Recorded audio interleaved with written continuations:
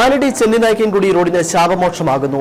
വാഴൂർ സോമൻ എംഎൽഎയുടെ പ്രാദേശിക വികസന ഫണ്ടിൽ നിന്നും അനുവദിച്ച 40 ലക്ഷം രൂപയുടെ ടെൻഡർ നടപടികൾ പൂർത്തിയായി.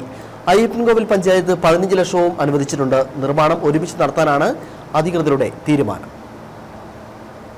അയ്യപ്പൻകോവിൽ പഞ്ചായത്ത് 11-ാം വാർഡിൽ ആലടി ചെന്നിനായ്ക്കൻകുടി പട്ടികജാതി പട്ടികവർഗ കോളനിയിലേക്കുള്ള റോഡ് തകർന്ന് യാത്രാ ദുരിതം നേരിടാൻ തുടങ്ങിയിട്ട് നാളുകളേറെയായി. കൂടുതൽ തകർന്ന ഭാഗം അയ്യപ്പൻകോവിൽ പഞ്ചായത്ത് ഗതാഗത യോഗ്യമാക്കിയെങ്കിലും മലയോര ഹൈവേ നിർമ്മാണ സമയത്ത് വാഹനങ്ങൾ ഇതുവഴി തിരിച്ചുവിട്ടതിനാൽ റോഡ് വീണ്ടും തകർന്നു. റോഡിന് എംഎൽഎ 40 ലക്ഷം രൂപ അനുവദിക്കുകയും ടെൻഡർ ആവുകയും ചെയ്തതോടെ പ്രദേശത്തെ 500ഓളം കുടുംബങ്ങളുടെ യാത്രാ ദുരിതത്തിന് പരിഹാരമാകും. അയ്യപ്പൻകോവിൽ പഞ്ചായത്തും റോഡിന് 15 ലക്ഷം അനുവദിച്ച ടെൻഡർ നടപടികൾ നടന്നുവരികയാണ്. 55 ലക്ഷം രൂപയുടെ റോഡ് വികസനമാണ് ഉടൻ നടക്കാൻ പോകുന്നത്. ഗ്രാമപഞ്ചായത്തിലെ ആലടി ചെന്നിനായ്ക്കൻകുടി റോഡ് വളരെ കാലമായിട്ട് വളരെ മോശം സാഹചര്യത്തിലാണ് കിടന്നിരുന്നത്.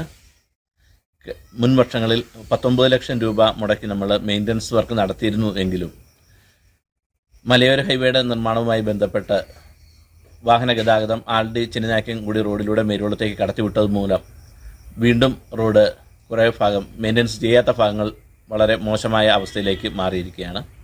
അത് ബഹുമാനപ്പെട്ട പീരുമേട് എംഎൽഎ അറിയിച്ചതിനെ തുടർന്ന് ബഹുമാനപ്പെട്ട പീരുമേട് എംഎൽഎയുടെ ഫണ്ടിൽ നിന്നും 40 ലക്ഷം രൂപയും അനുവദിക്കുകയും അതോടൊപ്പം തന്നെ ഗ്രാമപഞ്ചായത്ത് 15 ലക്ഷം രൂപയും അനുവദിച്ച് 55 ലക്ഷം രൂപയുടെ നിർമ്മാണ പ്രവർത്തനങ്ങൾക്ക് അനുമതി ലഭിച്ചിട്ടുണ്ട്.